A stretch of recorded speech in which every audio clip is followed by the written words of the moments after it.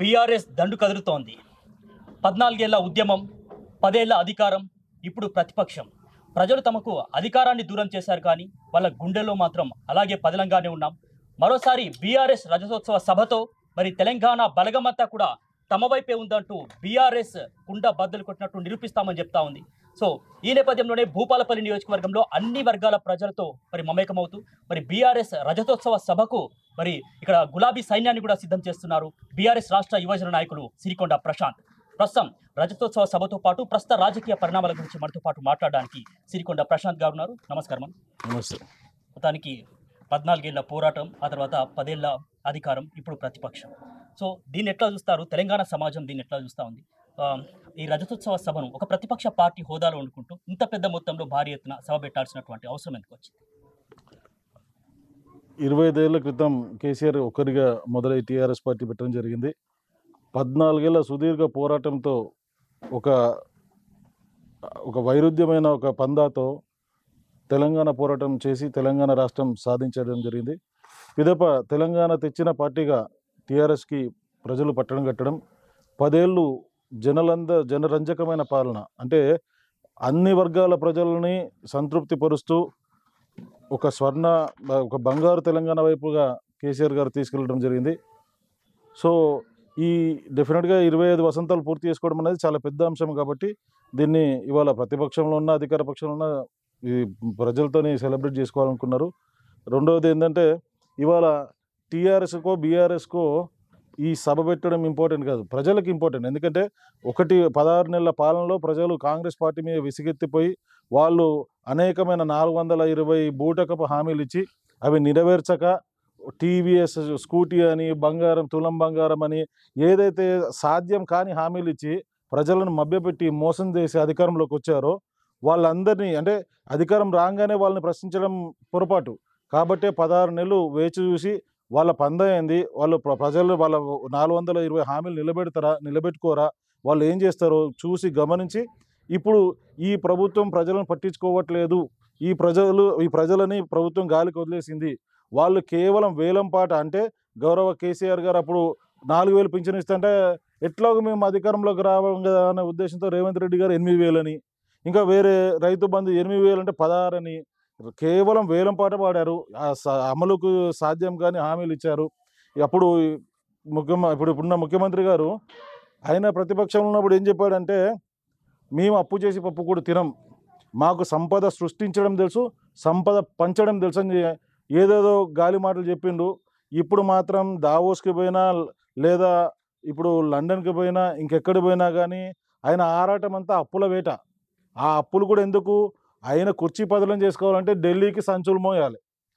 వీళ్ళంతా ఢిల్లీకి గులాంలు కాబట్టి వీళ్ళ పదవి పదిలంగా ఉండాలంటే ఢిల్లీకి కప్పం కట్టాలి. కాబట్టి అంటే సోనియా గాంధీ ప్రాపకం కోసం, రాహుల్ గాంధీ ప్రాపకం కోసం వీళ్ళు అక్కడికి ఫండ్స్ పంపించాలి. కాబట్టి ఆ ఫండ్స్ పంపించాలంటే మళ్ళీ అప్పుల పేరుతో, ఇంతకుముందు అప్పు చేసి పప్పు కూడా తినా అన్న ముఖ్యమంత్రి గారు రేవంత్ రెడ్డి గారు ఇప్పుడు అప్పుల కోసం వేట. ఆ అప్పులు తీసుకొచ్చి మళ్ళీ ఆ అప్పులు ఏది మూసి ప్రక్షాళన. ముఖ్యమంత్రి చెప్తుంది ఏంటంటే, ఇక్కడ లంకె బిందెలు ఉన్నాయనుకుని వచ్చాము, బీఆర్ఎస్ దీన్ని అప్పుల రాష్ట్రంగా మార్చింది, వాటికి మిత్తులు కట్టడానికి సరిపోతలేదు, వెసులుబాటు లేకుండా పోయింది పథకాల అమలుకు అని చెప్తున్నారు. దీని ఎట్లా చూడొచ్చు? సంపద సృష్టించడం కేసీఆర్ గారికి తెలుసు. అంటే 14 ఏళ్ల సుదీర్ఘ ప్రస్థానంలో కేసీఆర్ గారు అనేక మార్లు తెలంగాణ వస్తే నీళ్లు మనకు వస్తాయి, నిధులు మనకు వస్తాయి, మన నిరుద్యోగ సమస్య తీరుతుంది అని 14 ఏళ్ళు చెప్పిన కేసీఆర్ గారు నిలబెట్టుకోవాల్సిన బాధ్యత తన మీద ఉంది. కాబట్టి అహర్నిశలు తెలంగాణ కోసం పోరాడారు, తెలంగాణ ఒక మంచి బంగారు తెలంగాణ కోసం ఆరాటపడ్డారు. అదే రేవంత్ రెడ్డి గారు ఏ రోజు తెలంగాణని అద్భుతం చేస్తానని చెప్పలేదు. కాబట్టి ఆయనకు బాధ్యత లేదు. పైపెచ్చు ఆయన ఈ లంక బిందెలు దోచుకొని ఆ వచ్చిన సొమ్ముతోని ఢిల్లీకి పంపించి ఏదో ఆయన పదవిని కాపాడుకోవాలని ఆ పాపం భ్రమలో వచ్చిర్రు. ఇప్పుడు ఆయనకి ఏం తెలిసింది? లంక బిందెలు లేవు, కేసీఆర్ గారు కష్టపడే తెలంగాణ రాష్ట్రాన్ని 10 ఏళ్ళు పాలించారన్న విషయం తెలిసి ఇప్పుడు అప్పులు తీసుకొచ్చి అప్పులతో పాటు కప్పం కట్టి తన పదవిని కొనసాగించాలనే భాగం తప్పితే తెలంగాణ ప్రజలకు ఇచ్చిన హామీలు నెరవేరాలన్న ఆరాటం లేదు, తెలంగాణ బ్రతుకులు బాగు చేయాలన్న పోరాటం లేదు. సో కేసీఆర్ గారు మౌనంగా ఉంటా కూడా ఒక సెన్సేషన్, ఆయన ఏది మాట్లాడినా కూడా సెన్సేషన్. సో అది అసెంబ్లీకి వచ్చినా రాకపోయినా అది కూడా ఒక వార్త అవుతుంది.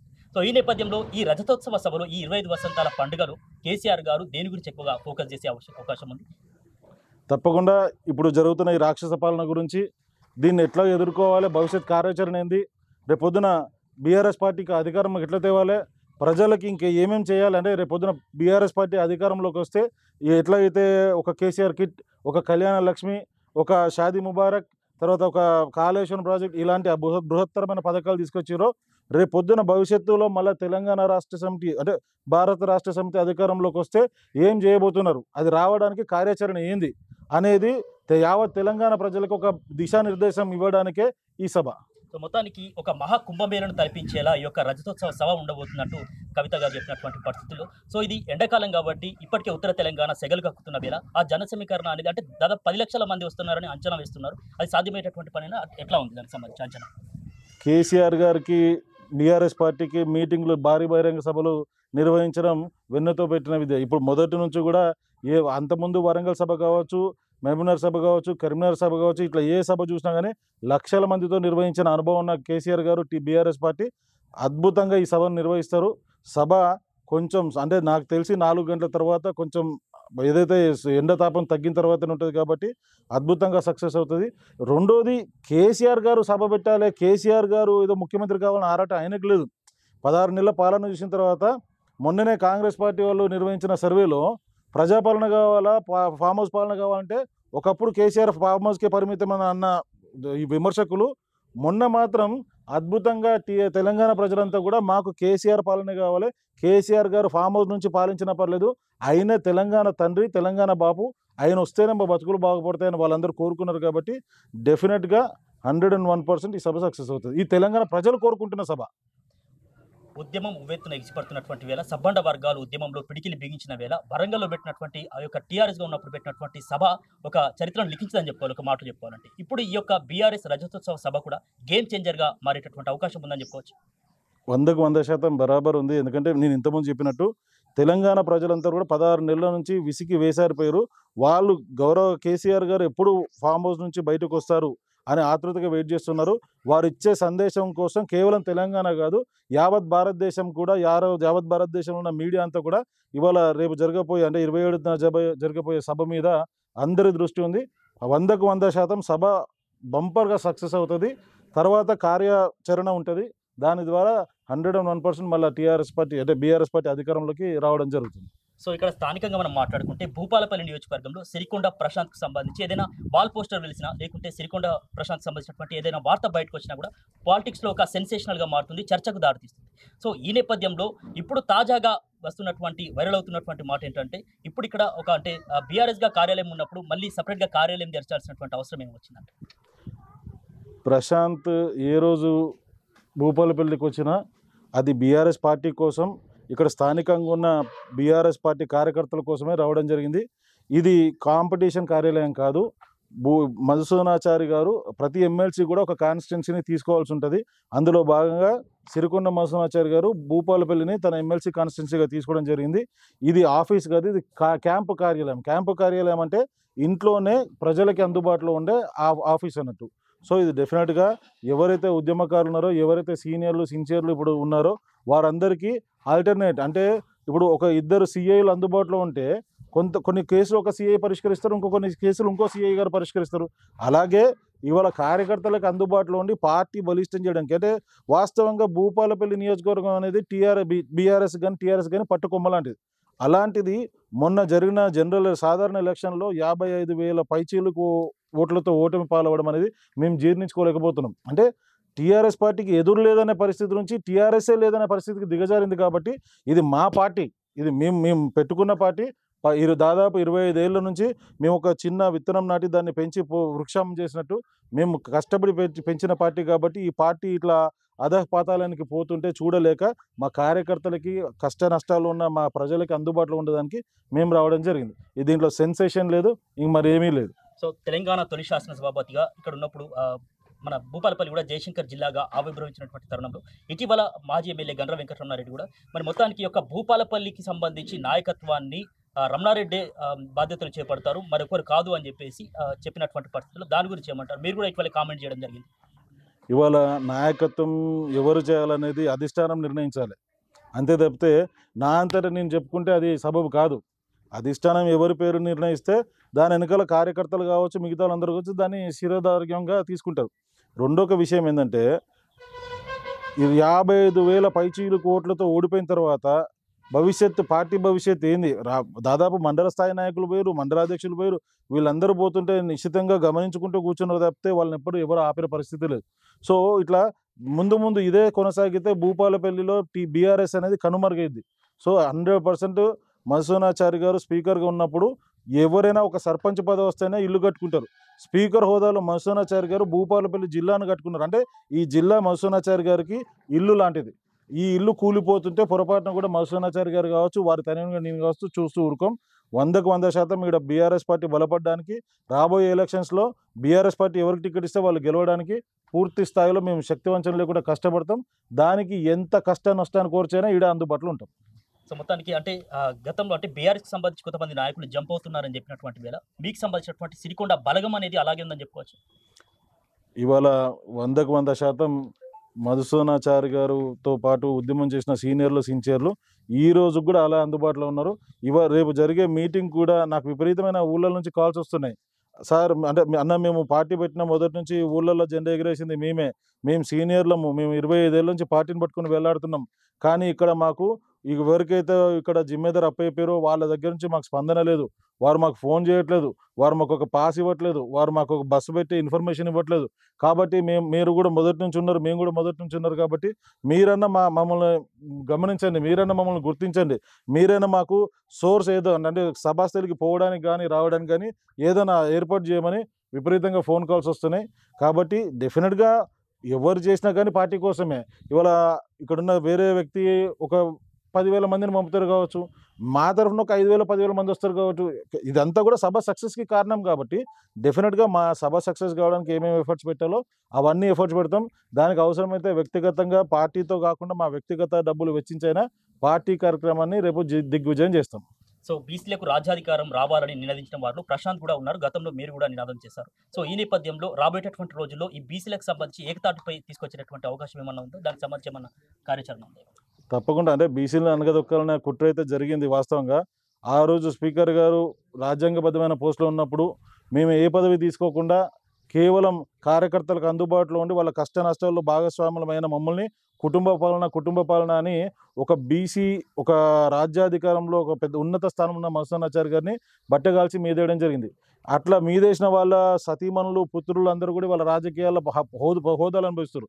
మేము హోదాలు అనుభవించలేదు. కానీ ఒక బీసీ బిడ్డ కాబట్టి ఆ రోజు బట్టగాల్చి మీదేసి రాజకీయంగా మధుసూదనాచారి గారిని దెబ్బతీయాలని కుట్ర చేసిర్రు, దెబ్బతీశారు. ఇవాళ వాళ్ళు మాత్రం వాళ్ళ సతీమణులు వాళ్ళందరూ ఇవాళ డిస్ట్రిక్ట్ ప్రెసిడెంట్ అవుతున్నారు, జెడ్పీ చైర్మన్ అవుతున్నారు, జెడ్పీటీసీ అవుతున్నారు. ఆ రోజు కుటుంబ పాలన అన్న ప్రతి ఒక్కరికి ఇవాళ పెద్ద పెద్ద నాయకుల భార్యలు వాళ్ళ కుటుంబ పాలనలోనే ఉన్నారు. తప్పకుండా బీసీలందరూ ఏకీకృతం కావాలి.